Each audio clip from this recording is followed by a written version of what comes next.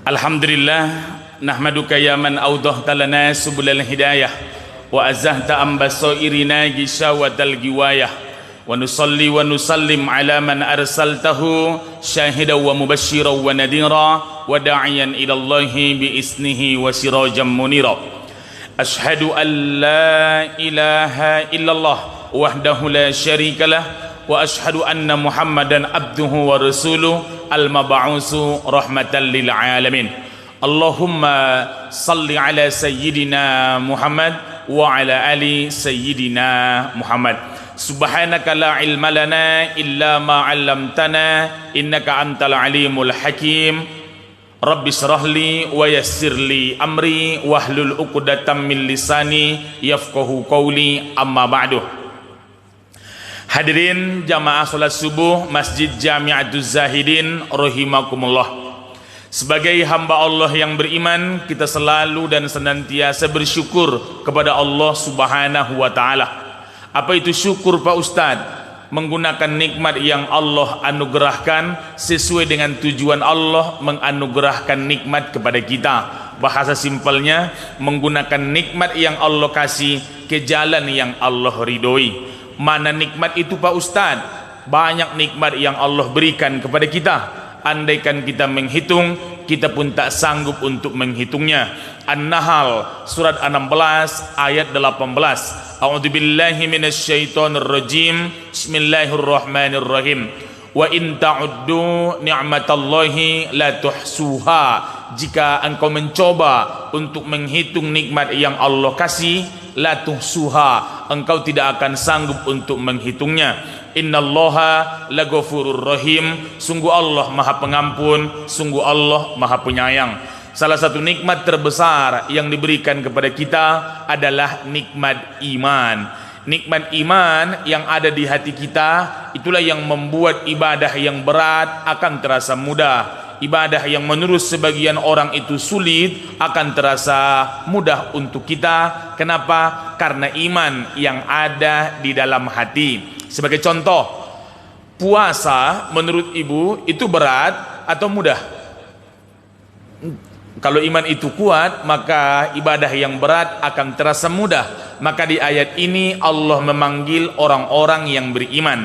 Al-Baqarah surat kedua ayat 183. Ya ayyuhalladzina amanu, wahai orang-orang yang merasa dirinya beriman, kutiba alaikumusiyam, telah diwajibkan kepadamu berpuasa. Kalau iman lemah di hati, walaupun fisik itu kuat, akan terasa berat untuk melakukan puasa. Contoh, ada seorang bapak umur 32 tahun, badannya kekar dan berotot, tinggi 180 cm, timbangannya 89 kilo. Orangnya kuat secara fisik, tapi ketika dia sahur jam 4 pagi, dia pun berbuka jam 2 siang di rumah makan hantu, yang kepala tidak kelihatan tapi kaki bergelantungan di bawah. Kenapa bisa begitu? Badan kuat tapi iman lemah. Berbanding terbalik dengan anak yang berumur 8 tahun, kelas 1 SD, orangnya kecil, kurus, tapi sanggup untuk melakukan puasa karena iman kuat. Maknanya jamaah yang mulia, nikmat yang Allah berikan kepada kita, tak ada cara yang lebih indah untuk mensyukurinya melainkan ucapan Alhamdulillahirabbil alamin. Ketika khotib naik ke atas mimbar, ini yang pertama dia ucapkan Alhamdulillah. Ketika kita menengadahkan tangan, ini juga yang pertama kita bacakan Alhamdulillah. Bahkan tadi pagi kita bangun tidur, ini juga yang pertama keluar dari mulut kita. Alhamdulillahilladzi ahyana ba'dama amatana wa ilaihin nusyur. Saya berharap berdoa, mudah-mudahan kita yang hadir ini menjadi orang-orang yang istiqomah. Amin ya rabbal alamin. Selanjutnya salawat dan salam sama-sama kita haturkan keharibaan Nabi besar Muhammad sallallahu alaihi wasallam. Allahumma salli ala sayyidina Muhammad wa ala ali sayyidina Muhammad.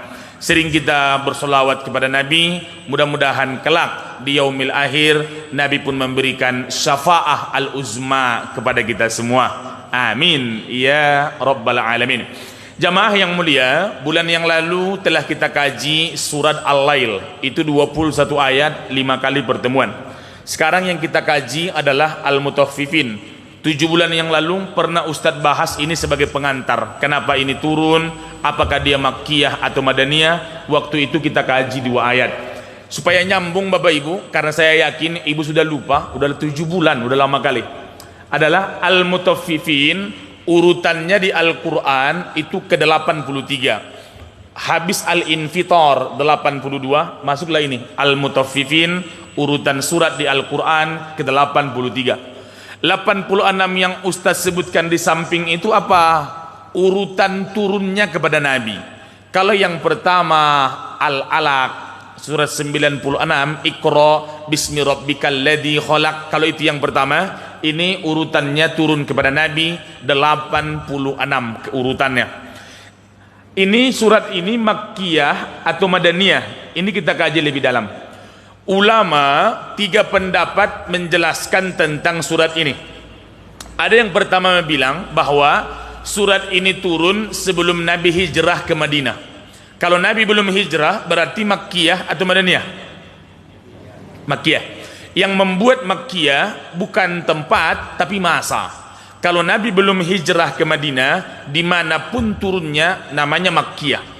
Tapi kalau Nabi udah hijrah ke Madinah Al-Munawwarah, walaupun turunnya di Mekah tetap juga namanya Madaniyah. Berarti bukan tempat tapi masa.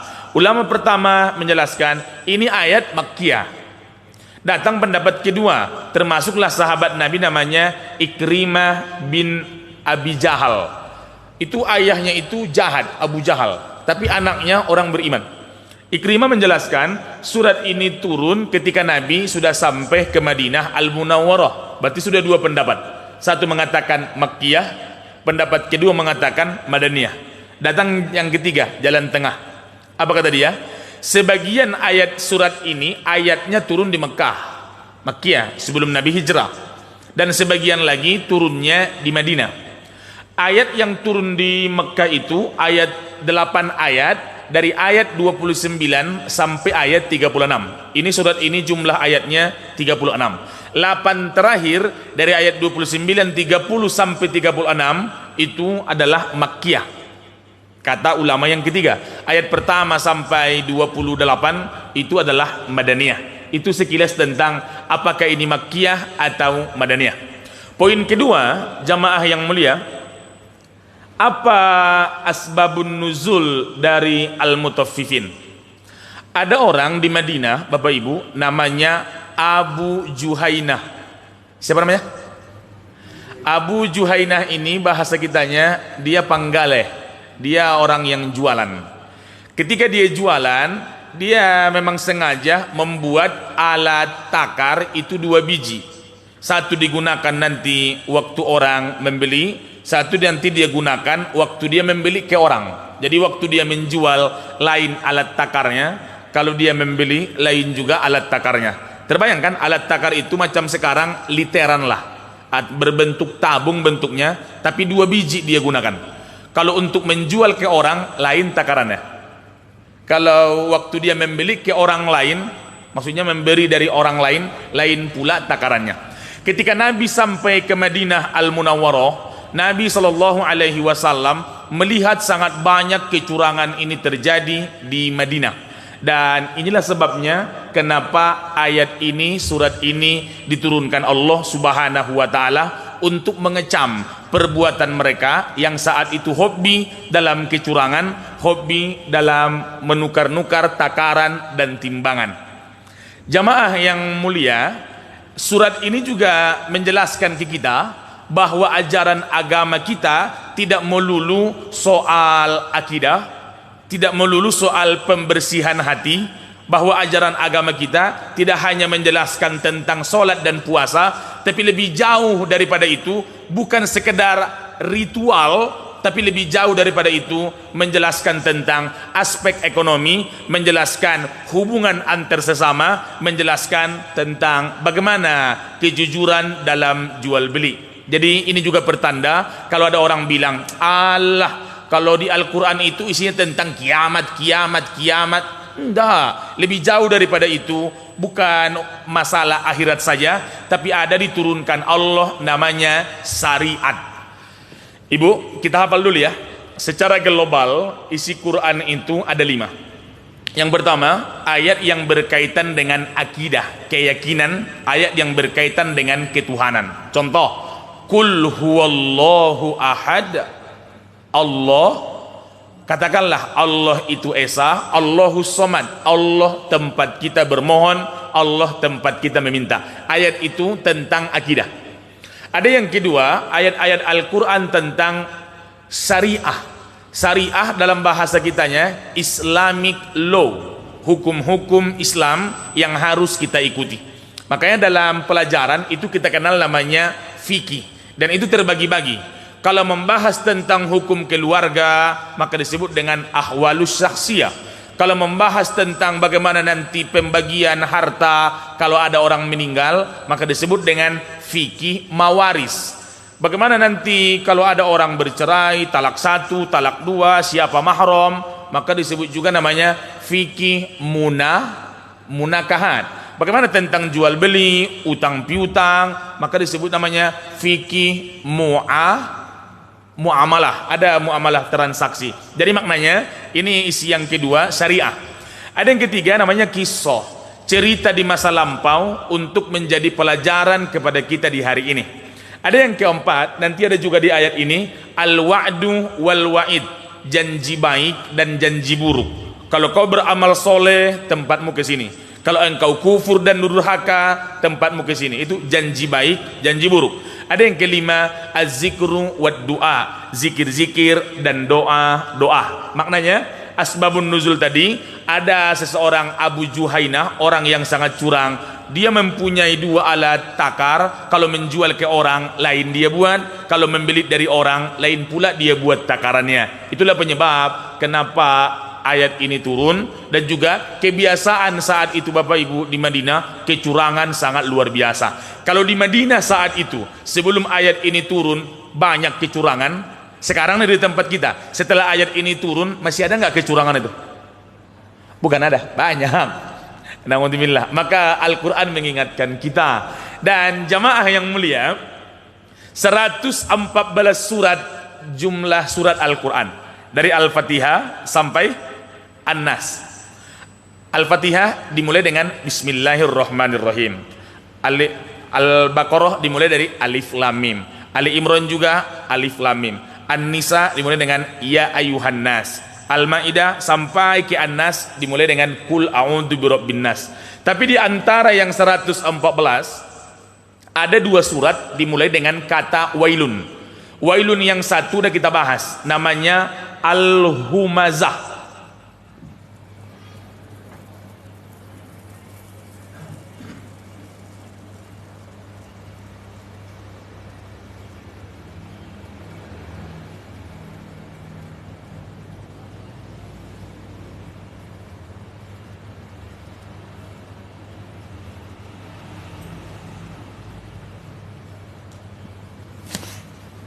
Saya ulang, Ustadz, kan banyak wailun di Al-Quran. Contoh, fawailul lil musallin alladina hum an salatihim.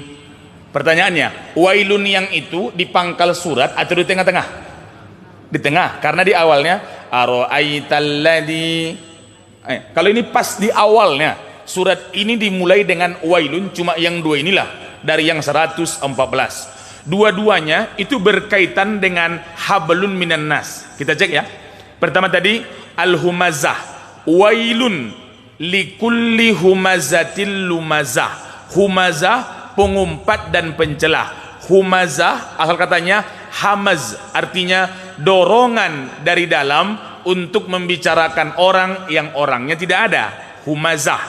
Kalau lumazah, menghina orang dengan kerlingan mata, bisikan, membicarakan orang dengan gerak badan, mimik wajah, namanya lumazah. Maknanya, kalau di humazah itu melanggar hak orang lain yang berkaitan dengan marwah dan harga diri.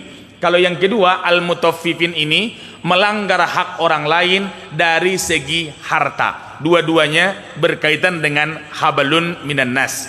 Maka ada seorang ulama namanya Sufyan As-Tsauri. Kalau Bapak Ibu pernah dengar, apa kata dia tentang dosa yang berkaitan dengan Allah, dosa yang berkaitan dengan manusia?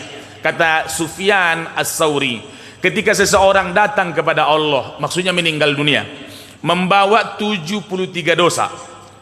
Satu dosa berkaitan dengan manusia, 72 dosa berkaitan dengan Allah Subhanahu wa taala. Masih lebih berat bagi dia satu dosa yang berkaitan dengan orang lain daripada 72 dosa yang berkaitan dengan Allah. Kenapa? Dengan Rahman dan Rahim Allah yang 72 dosa bisa diampunkan Allah, tapi satu dosa kepada orang lain sebelum dia mengizinkan tak bisa diampunkan Allah Subhanahu wa taala. Pelajarannya, jangan main-main dengan hak orang lain. Mungkin di dunia dia diam, tak bisa dia melawan. Mungkin selama kita hidup karena kita bos, dia diam saja merindungi nasib. Ingat bahwa kelak akan diminta LPJ, laporan pertanggungjawaban di sisi Allah Subhanahu wa taala. Intinya, dua surat dari 114 surat dimulai dengan wailun, dua-duanya berkaitan dengan hak orang lain. Satu, melanggar hak orang lain dari segi harta, al-mutaffifin. Yang kedua, melanggar hak orang lain dari segi marwah dan harga diri. Maknanya membicarakan aib orang lain, menceritakan keburukan orang lain, mengumpat mencela orang lain, itu berkaitan dengan marwah dan harga diri. Dan jamaah yang mulia, sekarang kita kaji di ayat yang pertama. Wailun.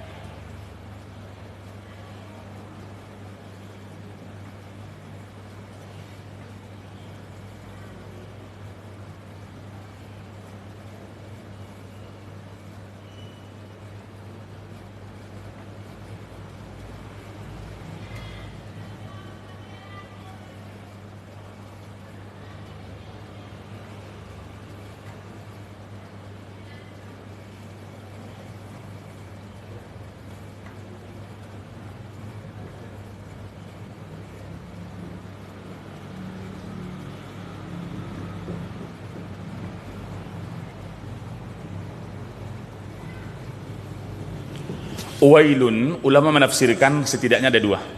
Wailun yang pertama artinya itu nama lembah di neraka jahanam, pertanda baik atau buruk. Buruk. Yang kedua, wailun itu artinya kecelakaan, kebinasaan, kerugian. Dari tiga nama ini, kecelakaan negatif, kebinasaan negatif juga, maksudnya sesuatu yang tak kita harapkan. Kerugian itu juga sesuatu yang tak kita harapkan. Kata-kata celaka, tidak ada kata celaka yang baik untuk kita dengar, apalagi kita alami. Contoh, kenapa anak yang di RT 2 itu meninggal? Oh, kecelakaan deh. Itu tak baik. Itu yang di RT 3 kemarin nikah baru Januari, kok sekarang udah punya anak bulan Maret? Kata orang, kecelakaan. Itu baik atau buruk? Setiap kata kecelakaan itu tak ada yang baik. Dan jamaah yang mulia, kalau makna yang pertama, wailun, nama lembah di neraka jahanam, tidak baik. Yang kedua juga wailun artinya kecelakaan yang dialami seseorang di masa depan, atau kebinasaan yang dialami orang di masa depan, atau kerugian yang dialami orang di masa depan. Di masa depan itu kapan? Dua, di dunia dan di akhirat. Kenapa dia celaka? Kita bahas dulu. Al-mutaffifin. Lil mutaffifin asal katanya tofafa, tofafa atau toffafa atau tatfif. Nanti kalau yang di video ini ada yang alumni pesantren, mungkin dia paham apa makna ini. Tofafa itu maknanya setidaknya ada tiga. Yang pertama, tofafa itu artinya meloncati pagar ketika mau masuk rumah. Menurut ibu normal atau tidak? Kira-kira kalau yang punya rumah itu mau masuk, dia loncat pagar atau tidak? Buka pintu. Berarti yang selalu loncat pagar siapa? Oke, nanti kita kaji ya, apa hubungannya meloncat pagar dengan orang yang curang. Tofafa makna yang kedua sedikit dan remeh temeh. Yang pertama tadi adalah meloncati pagar. Orang normal kalau dia masuk rumahnya atau ke rumah orang lain, pasti dia assalamualaikum atau mengetok pintu dari jalur yang baik. Kalau ada orang loncat pagar, apalagi masuknya jam 2 malam, orang baik, orang jahat. Sama dengan ini juga orang jahat nih, tofafa ini. Atau yang kedua adalah sedikit dan remeh temeh. Dalam bahasa kita, jamaah yang mulia, orang yang biasa curang dalam takaran dan timbangan, yang dicuranginya ke orang lain itu sedikit atau banyak? Sedikit. Kalau banyak ketahuan. Contoh, ini misalnya maksudnya dalam satu barang itu yang dicurangi itu sedikit. Misal beras 50 kilo. Kalau dikuranginya 30 kilo, ketahuan nggak? Ketahuan. Tapi kalau yang dikuranginya 2,5 kilo, jadi sedikit-sedikit aja. Atau itu mungkin ketahuan juga Pak Ustadz karena ditimbang. Kalau yang dikuranginya misalkan 5 ons dari yang 50 kilo, ketahuan atau tidak? Mana ketahuan? Atau misalkan ada orang menjual, mohon maaf ya saya bilang namanya nih, ada orang menjual bensin, dibilangnya 1 liter, tapi tak sampai 1 liter. Maksudnya hanya sedikit doang, ada garis-garisnya. Kalau 1 liter garisnya harus di sini, misal. Tapi rupanya dia mainkan 1 garis di bawah. Orang tidak akan menghitung itu, apalagi orang membeli dalam keadaan darurat, apalagi mesinnya mati, tak bisa lagi karena kehabisan minyak, yang penting bisa jalan, masukkanlah. Orang tak sadar dengan itu karena mungkin sedikit, orang tak sadar dengan itu karena buru-buru, orang mungkin tak memperhatikan karena dia sedang butuh, tapi yakinlah Allah Maha tahu dengan segala-galanya. Maknanya at-tadfif atau tofafa atau tofafa artinya curang dari hal yang sedikit. Kalau yang pertama tadi sesuatu yang tidak wajar, karena kecurangan itu tidak wajar dilakukan orang. Yang kedua, tofafa bermakna sedikit dan remeh temeh. Atau yang ketiga, tofafa artinya bertengkar. Kalau kita tengok dari 3 makna ini ada hubungannya. Wailun, kecelakaan yang akan dialami oleh seseorang, baik itu di dunia maupun di akhirat. Siapa yang mengalami kecelakaan, siapa yang mengalami kebinasaan dan kerugian? Orang-orang yang tidak wajar dalam jual beli, dalam tanda petik curang, orang-orang yang mengurangi timbangan walaupun timbangannya sedikit, orang-orang yang mengurangi timbangan, akibat pengurangan itu maka timbullah pertengkaran. Di mana kecelakaan yang dia alami bisa di dunia. Contoh, sekali datang orang belanja ke kedai saya bilang 5 kilo, rupanya 4 kilo 9 ons. Besok dia masih datang 4 kilo 8 ons. Besok masih datang, segitu terus. Lama-lama dia akan menyadari. Kalau dia sadar dia dicurangi, dia masih mau datang atau cari kedai yang lain.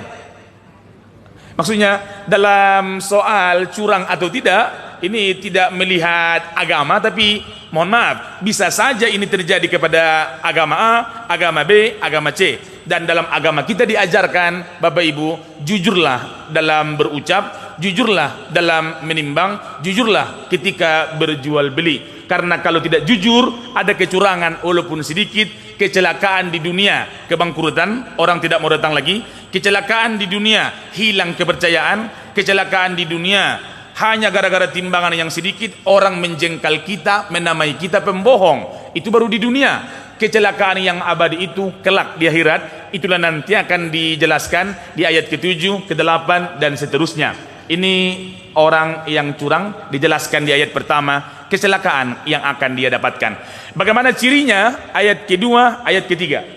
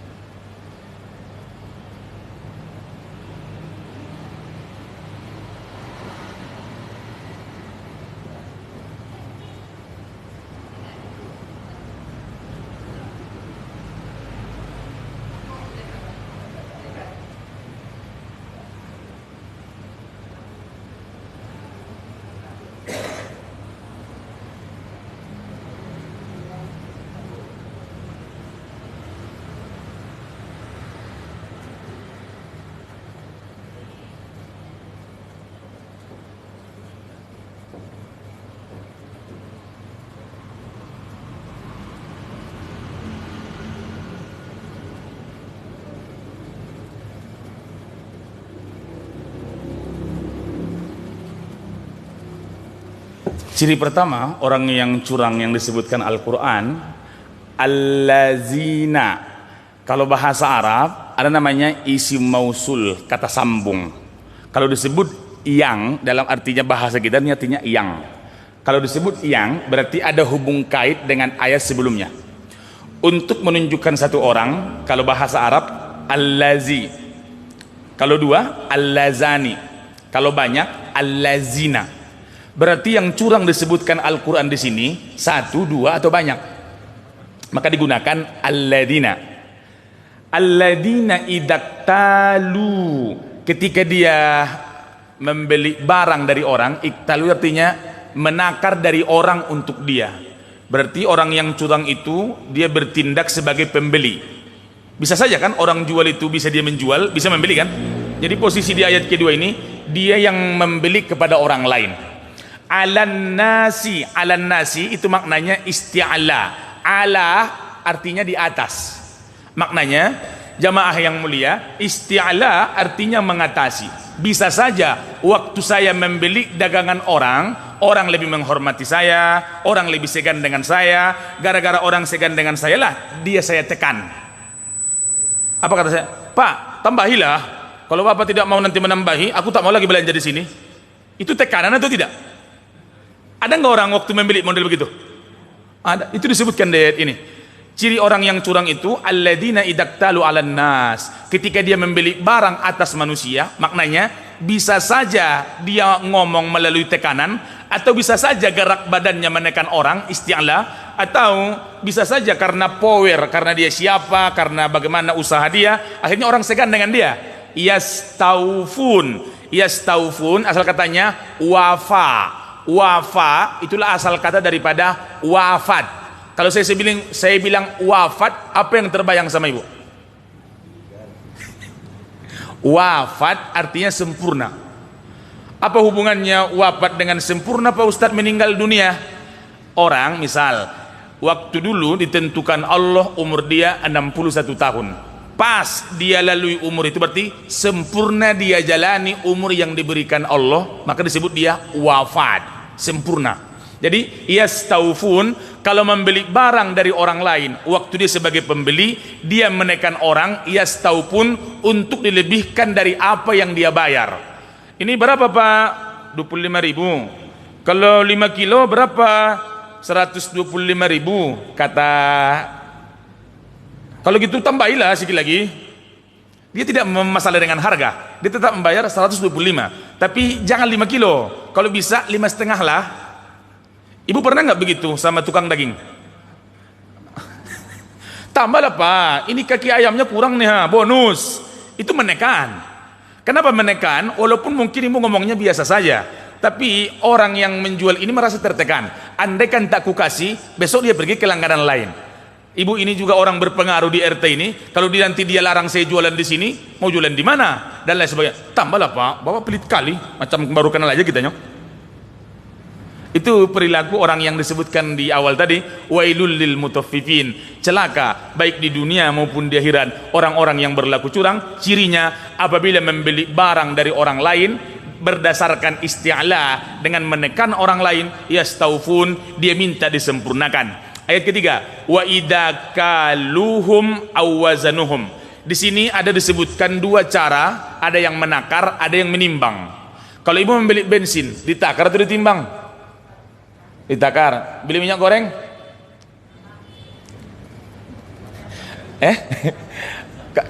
Kalau di kampung saya membeli beras itu ditakar. Satu tabung namanya. Sampai di sini ditimbang. Satu. Jadi selalu ada dua alat ukur itu. Kita tengok ayat ketiganya.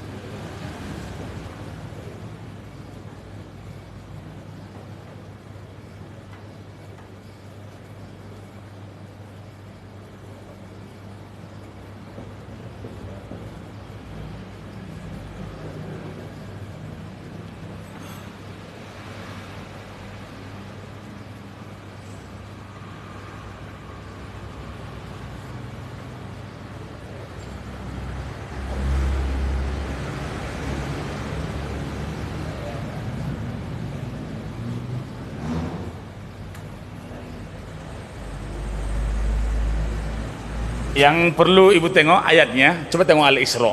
Kita tengok bagaimana kata Quran tentang orang-orang yang model seperti ini. Wa iza, wa artinya dan itu juga dalam bahasa Arab namanya harfu atof. Itu menjelaskan ada hubung kait dengan ayat sebelumnya. Wa iza, dan apabila kaluhum, dia menakar untuk orang, berarti dia sekarang penjual atau pembeli. Kalau yang di ayat 2 dijelaskan dia sedang membeli, tapi dia tekan orang biar ditambah. Kalau yang kedua tidak, dia sebagai penjual. Kaluhum, menakar untuk yang membeli. Ibu membeli kacang hijau, ditakar atau ditimbang? Ditimbang kacang hijau itu. Oh, ditimbang ya. Awazanuhum, atau menimbang untuk orang lain. Yukhsirun, dia mengurangi, dia mencurangi orang sehingga orang lain rugi. Maka Quran mengingatkan tentang ciri orang yang curang di Al-Isra surat 17 ayat 35. Wa auful kaila idza kiltum, sempurnakanlah takaran itu apabila kau menakar untuk orang. Maksudnya, hai para orang yang jualan, hai para pedagang, sempurnakanlah takaran apabila engkau menakar untuk orang. Wazinu bil qistasil mustaqim, ketika engkau menimbang, timbanglah dengan timbangan yang lurus. Zalika khairun wa ahsanu ta'wila, demikian itu jauh lebih baik dan kesudahannya nanti jauh lebih baik. Kesudahan di dunia maksudnya orang akan berpikir kita orang yang jujur, tidak akan timbul suudzon. Kesudahannya nanti di akhirat, insya Allah amal kita tak kita transfer sama dia, karena dia tidak kita zolimi selama di dunia. Maka Quran mengatakan di Al-Isra surat 17 ayat 35, kalau menakar waktu menjual kepada orang, takarlah dengan baik. Kalau menimbang untuk orang lain, timbanglah dengan baik. Makanya kalau ibu di pom bensin ada peringatan dari pemerintah, merubah takaran akan mengurangi kepercayaan. Pernah nggak nengok tulisan itu? Dari Dinas Perindustrian dan Perdagangan. Maknanya di dunia bisa dirasakan. Misalnya, contoh, andaikan ada pedagang yang curang, mungkin sekali kita korban, andaikan nanti ada orang nanya, kita akan ngomong lagi, jangan kau ke sana. Kenapa? Ini begini. Karena kekecewaan, waktu orang mau bertanya mau kemana, mau ke sana, jangan kau ke sana. Itu begini dan begini. Contohlah. Ini bukan hanya dalam masalah jual beli Bapak Ibu ya, termasuk jasa-jasa yang lain. Saya membuka bengkel. Ketika cara saya mengotak-ngatik motor orang bagus, itu akan sampai juga ke mulut-mulut yang lain. Itu pergi aja ke Siandi itu. Dia kalau memegang motor itu serius. Dia tidak pernah sambil nelpon, tak pernah sambil video call kalau membetulkan motor orang. Timbul kepercayaan. Tapi kalau motor orang ganti oli, rupanya oli yang pertama tak saya buang cukup ditambahi doang. Itu satu akan ngomong ke sini, jangan kau ke sana. Namanya doang bagus itunya, rupanya begini dan begini. Maksudnya kerugian yang dialami itu bisa di dunia, kerugian yang dialami itu kelak di akhirat sama dengan mentransfer amal kepada orang lain. Untuk itu Bapak Ibu, kalau yang pertama Allah menjelaskan tentang kecelakaan yang akan dialami oleh pedagang yang curang. Ayat kedua, ayat ketiga Allah menyebutkan ciri-cirinya bagaimana. Ayat keempat, kenapa dia berbuat curang? Apa sebab? Ayat keempatnya, sebab. Apa sebab orang bisa berbuat curang dalam pandangan Al-Quran? Kita kaji ayat keempat.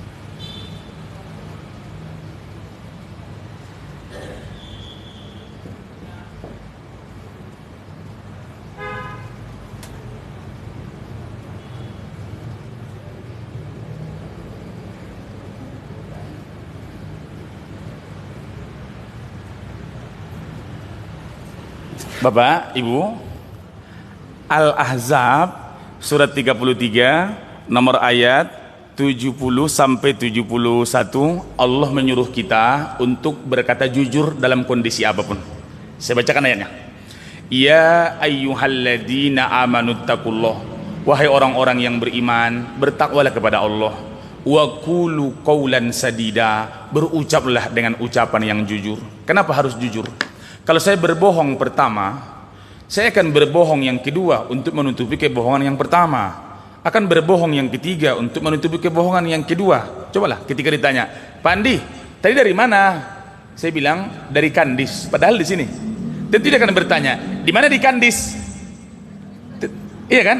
Oh, di Masjid Al-Musafirin. Di jalan apa itu? Oh, kilometer 78. Siapa ngapain Ustaz di sana? Oh, ceramah. Akan mencari kebohongan-kebohongan baru untuk menutupi kebohongan yang lama. Jadi kata Quran, wa qulu qawlan sadida, berucaplah dengan ucapan yang jujur, walaupun ucapanmu itu kadang-kadang menyakitkan dan merugikan untuk dirimu sendiri. Kalau jujur, apa balasan Allah? Ayat 71. Yuslih lakum a'malakum wa yaghfir lakum dzunubakum.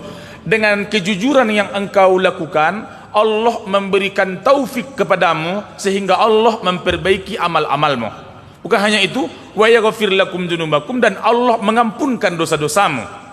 Di ujung ayat, wa may yuti'illah, orang yang taat kepada Allah wa rasulah, dan taat kepada Rasul, faqad faza fawzan azima. Itulah keberuntungan, itulah kemenangan, itulah kesuksesan yang terbesar. Maknanya ayat Al-Ahzab ini mengajarkan kita jujurlah dalam setiap kondisi apapun, walaupun mungkin menyakitkan untuk kita atau merugikan untuk kita. Maka ketika Nabi datang ke pasar, Nabi memasukkan tangannya ke karung orang. Rupanya kurma yang di atas itu bagus, di bawahnya dibuatnya lah yang tidak baik. Pernah kan ibu mengalami itu waktu membeli duku, waktu kita menengok besar-besar sampai ke rumah? Kenapa bisa begitu? Itu di zaman Rasul, saat itu di Madinah bukan duku tapi kurma. Kenapa kau buat kurma yang bagus-bagus di atas, yang busuk-busuk di bawah? Apa kata dia? Kalau ditengok orang ya Rasul yang busuk, orang tak mau nanti membeli. Apa kata Nabi? Man gossana falaysa minna, orang yang berbuat curang bukan bagian dari golongan kami. Maknanya orang-orang yang curang bukan golongan umat Nabi Muhammad.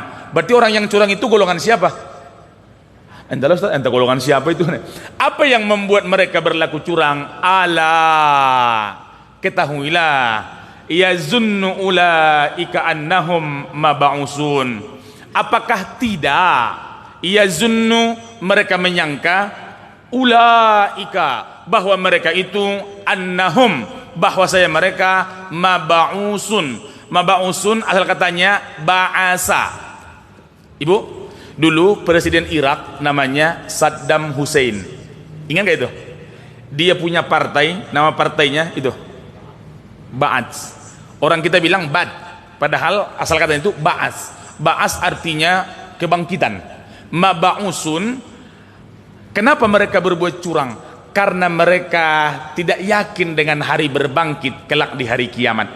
Andai saja mereka menduga, jangankan yakin, menduga saja bahwa nanti akan dibangkitkan, mereka menduga saja, menyangka bahwa kelak di hari kiamat akan diminta tanggung jawab, insya Allah mereka akan tidak berbuat curang dalam masalah jual beli. Maknanya keyakinan kita semakin kuat terhadap akhirat, keyakinan kita semakin dalam bahwa kita akan diminta tanggung jawab di hari kiamat, itu akan menimbulkan kejujuran dalam aspek apapun. Tapi kesadaran orang terhadap akhirat, Bapak Ibu, sebaliknya, kalau tak sadar dengan akhirat, tak yakin dengan akhirat, maka itulah yang membuat dia di dunia saena edewe, dalam bahasa orang Seragen, maksudnya semaunya saja. Orang Batak bilang ribak sude.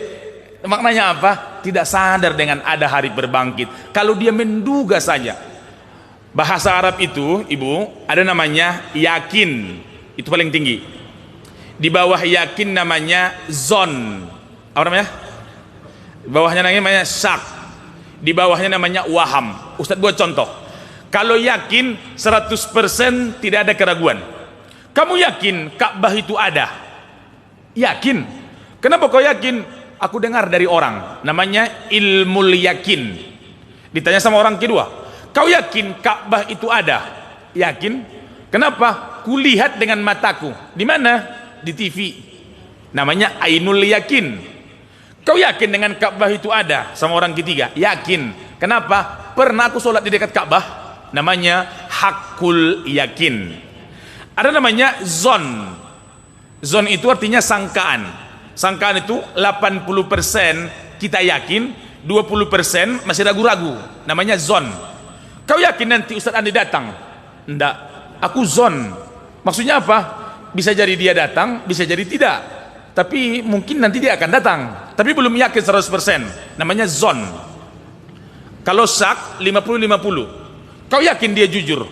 Entahlah, dari wajahnya aku tengok kurang yakin aku. Itu namanya syak 50-50. Kalau waham artinya hanya sekedar terlintas. Iya enggak? Rasanya tidaklah. Itu namanya waham. Jadi maknanya tidak usah yakin dengan akhirat, zon saja dengan akhirat, menduga 70% dalam hatinya bahwa hari berbangkit itu ada, maka kecurangan akan dia tinggalkan. Bagaimana tentang hari berbangkit? Di ayat kelima, hari Minggu besok, hari Ahad kita kaji. Liyaumin azim. Untuk apa kita dibangkitkan? Kenapa kita harus berbangkit? Apakah kehidupan di dunia akhir dari segalanya? Atau bahwa ada akhir daripada dunia? Maksudnya ada lagi hari setelah dunia? Itu nanti kita bahas dalam ayat kelima besok di hari Ahad.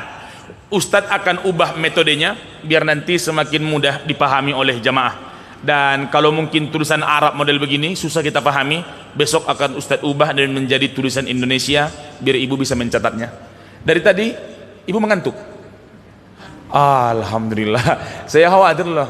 Ibu ngerti? Enggak. Kenapa? Ngantuk aku. Jadi aku baca Bismikallahumma ahya wa bismika amut gitu. Jadi terima kasih Bapak Ibu. Kita tutup dengan doa kafaratul majlis. Dan Muhammad, Bapak pengurus, saya tak bisa sarapan bersama di sini. Habis dari sini ceramah di SMA PGRI. Kalau nggak salah SMK PGRI di situ. Kenapa Ustaz menceritakan itu? Mana tahu nanti kita bisa makan di sini dibungkus. Kan itu maksudnya itu. Dan jamaah kita sudahi dengan doa kafaratul majlis. Bismillahirrahmanirrahim. Subhanakallahumma wa bihamdika asyhadu an la ilaha illa anta astaghfiruka wa atubu ilaik. Walhamdulillahi rabbil alamin. Terima kasih Bapak Ibu, banyak hilaf dan salah, mohon maaf. Assalamualaikum warahmatullahi wabarakatuh.